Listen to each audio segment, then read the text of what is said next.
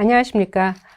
이번 시간은 직업기초 능력의 9번째 능력인 조직이해 능력의 마지막 하위 능력이죠. 국제감각에 대해서 알아보도록 하겠습니다. 저는 한국산업인력공단 국가직무능력표준원장 김진실입니다. 자, 오늘날 세계는 개방화, 정보화, 세계화가 이루어짐에 따라서 우리가 조직 생활을 하는 데 있어서 국제적인 이슈, 이런 다양한 요인의 영향을 많이 받죠. 그래서 글로벌 시대에 필요한 감각이 국제 감각인데요. 이거에 대해서 오늘은 우리가 조직 생활을 하고 일 경험을 하는 데서 왜 필요한지, 또한 자신의 전공과 관련된 국제적인 동향을 여러분이 설명할 수 있을지, 다른 문화를 가진 사람들이 이해할 수 있을지, 그리고 글로벌 시대에 적합한 국제적 매너에 대해서 간단하게 알아보도록 하겠습니다. 자, 국제 감각이 왜 필요할까요? 우리가 직업 생활을 하다 보면 언어와 생활 방식이 다른 외국인을 만나게 됩니다. 그리고 또 외국인 업무를 하기도 해요. 그래서 여기는 이제 원단 수출업체에 다니는 S씨는 외국 회사 B와 계약을 추진했지만 경쟁국 업체의 사정을 잘 몰라 결국은 조직에 엄청난 손실을 가졌대요. 우리 일 경험하는 데 있어서 왜 국제 감각은 필요할까요? 이 사례를 한번 볼게요. 자, 우리나라 시장이 전부가 아니었어? 라는 사례입니다. 국내 원단 수출업체 T사에서 일하는 S씨는 미국 대형 할인점에 수년간 의류를 공급해온 바이어 B사와 수출 상담을 추진했대요. T사는 자사 생산 원단이 중국이나 동남아시아 제품보다 품질 면에서 월등히 우수하다는 점을 부각시켰고, B사는 가격과 공급량을 맞출 수 있을지 문의해 왔대요.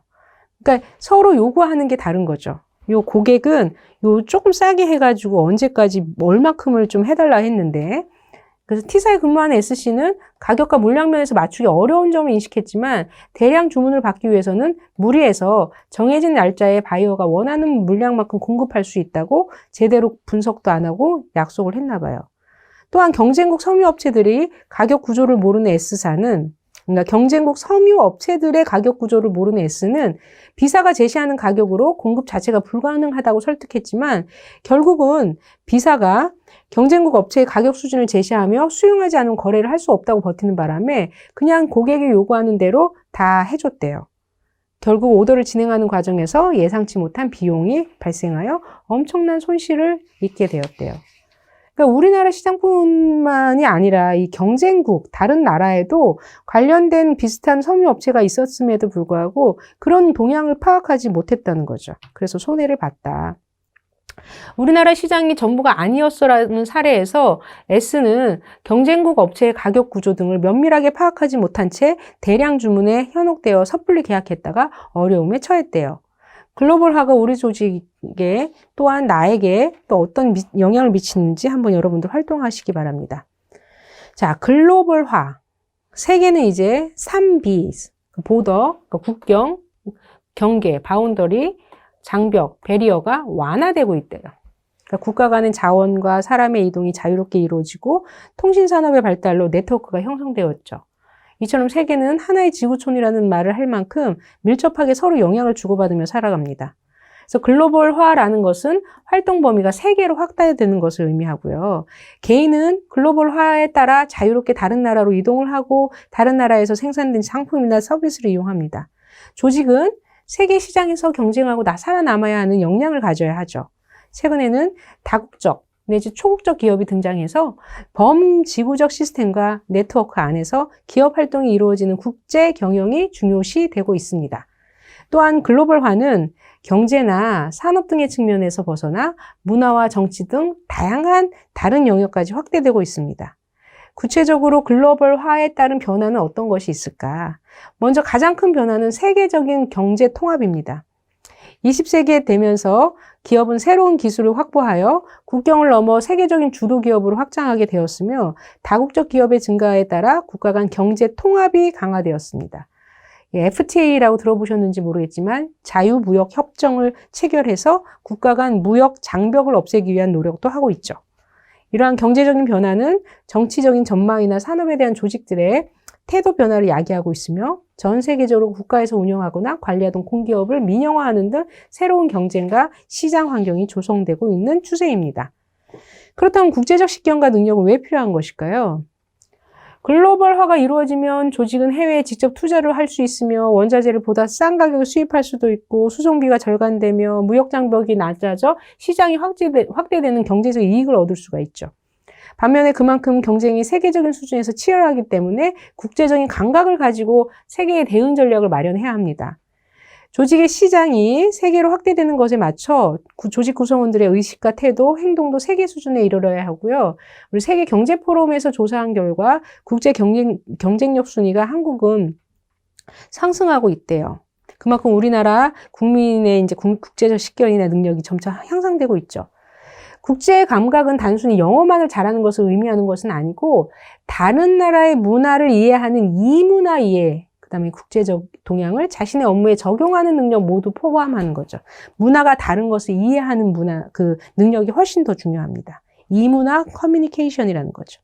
그래서 국제 동향을 살피기 위해서 일상생활에서 우리는 관련 분야 해외 사이트를 방문해서 최신 이슈로 확인하고 매일 신문의 국제면도 한번 읽어보고 국제 잡지를 정기 구독한다던가 우리 고용노동부, 한국산업인력공단, 산업통상자원부, 중소기업 벤처지원부, 상공회에서 이런 데 다양한 국제적인 동향들을 파악하는 부분이 있어요. 그런 것도 파악해보고 국제 학술대회에도 참여해보고 업무와 관련된 주요 용어를 알아보고 해외 서점 사이트를 방문해서 최신 서적 목록과 주요 내용을 파악하고 또 외국인 친구와 사적으로 이제 펜팔이라던가 아니면 SNS를 같이 공유하고 등등 다양한 방법으로 국제 동향을 파악할 필요가 있습니다. 자, 다른 문화를 이해하지 못해서 손해본 그런 케이스인데요. 우리가 다른 나라의 문화를 제대로 이해하지 못하면 어색해지거나 직업생활에 어려움을 겪는 경우가 많습니다. 엘은 사우디아라비아에 계약을 체결하러 갔지만 순조롭게 진행되던 협상이 갑자기 결렬되는 상황을 겪게 되었다. 외국인과 효과적으로 커뮤니케이션 하기 위한 방법을 알아보자. 자, 커피 한 잔 거절했을 뿐인데 라는 사례예요. 엘은 회사를 대표해서 사우디아라비아에 계약을 체결하러 갔다. 계약이 체결되면 회사에 큰 이익을 줄 수 있는 계약이었다. 계약 진행 중에 상대 측 사우디아라비아인이 커피 한 잔을 권했다. 평소에 커피를 별로 즐겨 마시지 않는 엘은 커피를 거절하고 생수를 한 잔 달라고 했다. 그런데 순조롭게 진행되던 협상이 갑자기 결렬되는 사태가 발생했다. 사우디아라비아인은 매우 기분이 상한 듯 더 이상 계약건에 대해 이야기하고 싶어 하지도 않았고 엘이 각고의 노력을 기울였음에도 강경한 태도를 보였다. 결국 엘은 영문도 모른 채 계약을 성사하지 못하고 한국으로 돌아왔다. 며칠 후 엘은 사우디아라비아에 몇 번 방문한 적이 있었던 선배와 복도에서 우연히 마주치게 되었고 궁금했던 이유를 물어봤다. 뭐야, 커피를 거절했단 말이야? 큰 잘못을 했네. 사우디아라비아에서 이런 거절은 모욕으로 생각하거든. 아차. 그러니까 다른 문화를 이해하지 못해서 큰 실수를 했네요. 그래서 이 활동을 한번 해보세요. 다른 문화를 이해 못해서 우리가 실수하거나 심리적 충격을 받은 경험이나 그러니까 문화적 충격, 문화적 컬처 샥, 이런 부분을 했던 경험들 한번 여러분들이 써보시기 바래요. 글로벌 시대가 도래하면서 다른 나라 사람과 함께 일할 기회는 많아졌지만 다른 나라 문화를 잘 이해하지 못하면 종종 심각한 결과에 이르기도 한대요. 이러한 실수를 막기 위해서는 먼저 다양한 문화에 호의적인 태도를 가져야 한대요. 우리나라 문화와 다르다고 해서 나쁘거나 저급한 문화로 여겨서도 안 되고 그 나라 고유의 문화를 인정할 수 있어야 합니다. 그리고 다른 나라에서 해야 할 일과 하지 말아야 할 일, 해도 되는 일, 해서는 안 되는 일을 구별하기 위한 노력을 기울여야 합니다. 그러나 모든 나라에 공통으로 적용되는 기준은 없으며 문화란 글로써 설명할 수 없는 부분도 많이 있기 때문에 외국 문화를 완벽하게 이해하기란 어려운 일이며 장기간 동안 많은 분야에 걸친 폭넓은 지식이 필요합니다. 문화 충격. 한 문화권에 속한 사람이 다른 문화를 접하게 되었을 때 체험하는 충격. 컬처 샥. 문화는 종종 전체의 90%가 표면 아래 감추어진 빙하에 비유된대요. 우리가 눈으로 볼 수 있는 음악, 음식, 예술, 의복, 디자인, 건축, 정치, 종교 같은 문화는 10%밖에 되지 않는데요. 따라서 개인이 자란 문화에서 체험된 방식이 아닌 다른 방식을 느끼게 되면 의식적이나 혹은 무의식적으로 이질적으로 상대 문화를 대하게 되고 불일치, 위화감, 심리적인 부적응 상태를 경험하게 된대요. 이런 것을 우리가 컬처샥, 문화 충격이라고 하는데요.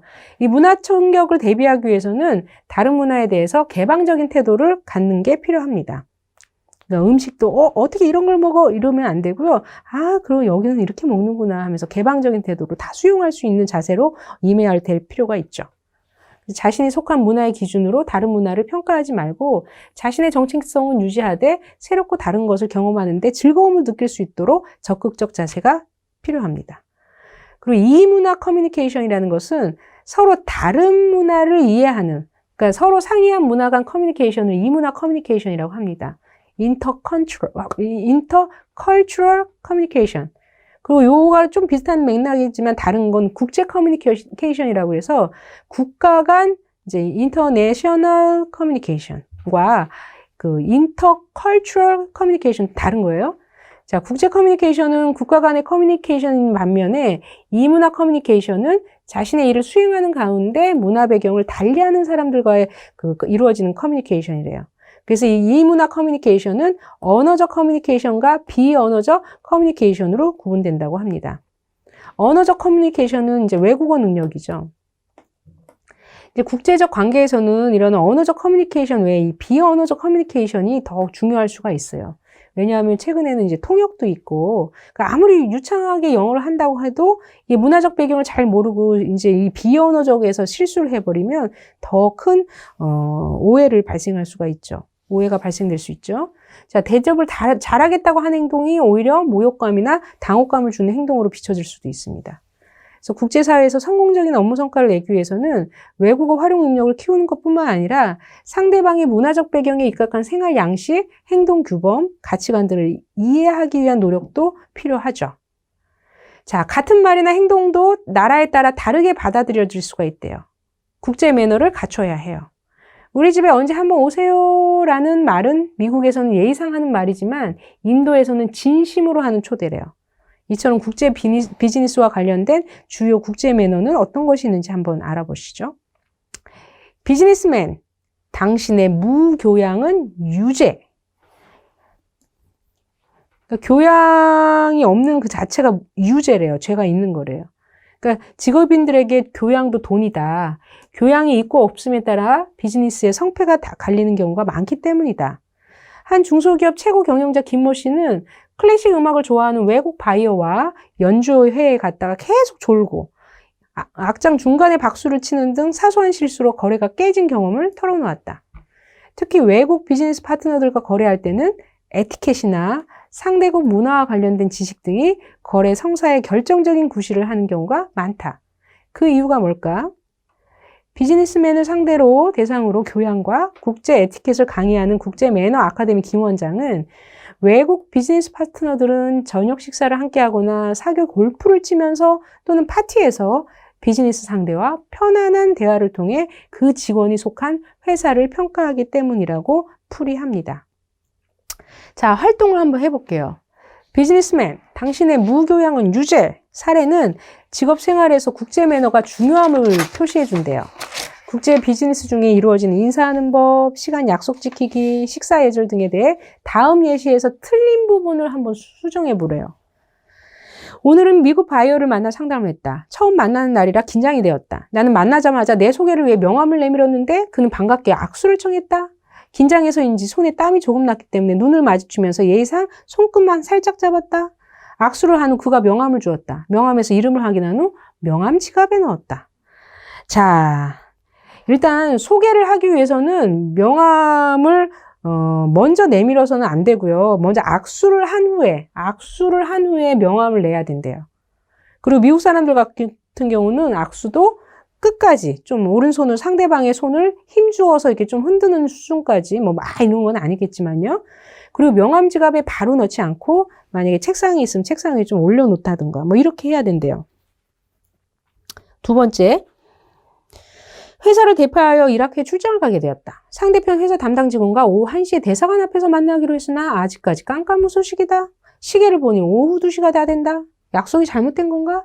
슬슬 기다린 게 지루해지고 화가 나기 시작한다. 오늘은 그냥 들어가고 다시 연락을 취해야겠다.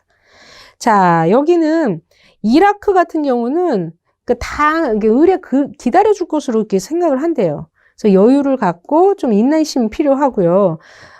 좀 기다려주는 게 가장 중요하죠. 그 다음 세 번째 사례. 오늘은 협력업체에 다니는 영국인으로부터 저녁 식사 초대를 받았다. 멋지게 정장을 차려입고 집을 방문하였다. 오늘의 식사는 비프 스테이크. 먼저 수프가 나왔다. 내가 좋아하는 양송이 크림 스프라 식기도 전에 입으로 불어가면서 먹었다. 주 요리인 비프 스테이크가 나와서 입에 넣기 알맞게 모두 자른 후 먹기 시작했다. 주 요리가 끝나고 디저트가 나왔다. 배가 너무 고팠던 것일까? 아직까지 배가 차지 않아 빵을 조금 잘라 먹었다. 자, 일단은 후후 불어서 시키지 말고 숟가락으로 저으면서 이제 시키라고 하는 거고요. 그리고 스테이크도 다 잘라서 먹지 말고, 우리는 이제 엄마들이 애들 돈가스 할 때 미리 다 잘라놓잖아요. 하지만 이건 비즈니스 관계에서 국제적 매너는 이제 자르면서 뭐 식사 얘기하면서 뭐 드시라고 하는 거고요. 빵은 수프를 먹고 난 후부터 디저트 직전까지 먹어야 되는데 디저트가 다 나와도 빵을 먹는 건 또 아니라고 하고, 그리고 칼이나 이제 그 치아로 자르지 말고 빵 같은 경우는 손으로 조금씩 이제 떼어 먹는다 이럽니다. 이 관련된 내용을 이제 정리한 내용인데요. 이 국제사회에서 일 경험을 할 때는 외국인과 적절한 커뮤니케이션을 하기 위해 노력해야 하죠. 악수는 전 세계에서 많이 통용되는 인사법입니다. 악수를 할 때 친밀감의 표현으로 손을 꽉 잡는 사람도 있고 예의를 표시하기 위해 손끝만 잡는 사람도 있는데 미국에서는 악수할 때 손끝만 잡으면 예의에 어긋난다고 한대요. 그래서 영미권에서는 악수를 할 때는 일어서서 상대방이나 눈이나 얼굴을 보면서 오른손으로 상대방의 오른손을 잠시 힘주어서 잡았다가 놓아야 합니다. 또한 미국에서는 이름이나 호칭을 자신의 마음대로 부르지 않고 어떻게 부를지 먼저 물어보는 것이 예의이며, 인사를 하거나 이야기할 때 너무 다가가서 말하지 않고 상대방의 개인 공간을 지켜줘야 한다고 합니다. 하지만 아프리카의 경우는 오히려 상대방과 시선을 마주보면 대화하면 실례이기 때문에 코끝 정도, 여기 코끝 정도를 보고, 러시아와 라틴 아메리카는 서로 포옹을 주로 받는데 우리는 포옹할 때 이렇게 괜히 놀래고 이러지 마시고 어색해하지 말고 그걸 받아들여 줄 필요가 있다고 합니다. 그리고 명함 같은 경우는 이제 사교용과 업무용으로 나뉘어지며, 업무용 명함에는 이름과 직장 주소, 직위가 표시되어 있는데, 명함은 악수를 한 후에 교환하고 아랫사람이나 손님이 먼저 꺼내 오른손으로 상대방에 주고 받는 사람은 두 손으로 받는 것이고, 받은 명함은 한 번 보고 탁자 이제 보고 나서 탁자 위나 보이게 놓아서 이제 대화를 하거나 혹은 명함 지갑에 넣기도 한대요. 명함을 꾸기거나 계속 만지는 것은 예의에 어긋나는 일이고. 그리고 시간도 각 문화권에 따라서 시간에 대한 관념이 다르다고 합니다. 미국인은 시간을 돈과 같이 생각해서 시간 엄수를 매우 중요하게 생각하지만, 시간을 그러니까 라틴 아메리카나 동유럽, 아랍 지역에서는 약속된 시간에 나오지 않는데요. 시간 약속은 하나의 형식적인 걸 뿐이고 상대방이 당연히 기다려줄 것으로 생각한다고 합니다. 그래서 이 지역 사람들과 일을 할 때는 인내를 가지고 예의 바르게 기다려주는 것이 필요하대요. 또 식사 예절은 서양 요리에서 포크나 나이프는 바깥쪽에서 안쪽으로, 그러니까 맨 바깥부터 이렇게 먹으면서 가져가잖아요. 그럼 가져가지 말라고 하지 마시고 그냥 가져가게 내버려 두고, 스프는 소리내서 먹지 않고 뜨거울 경우는 입으로 불어서 시키지 말고 숟가락으로 저어서 먹고, 또 이렇게 안에서 바깥으로 먹고, 빵은 스프를 먹고 난 후부터 디저트 직전까지 먹어야 되고, 손으로 떼어 먹고, 생선 요리는 뒤집지 말고, 스테이크는 다 잘라 놓지 말고 등등. 이제 국제 매너는, 에티켓은 하루아침에 되는 건 아니지만요, 가장 중요한 부분은 어느 정도 여러분들이 인지하고 직장 생활을 하시기 바랍니다. 네, 장시간 우리 조직이해 능력에 경영이해 능력, 체제이해 능력, 업무이해 능력, 그리고 이번 시간은 이제 국제 감각까지 알아보았습니다. 끝까지 경청해 주셔서 감사합니다.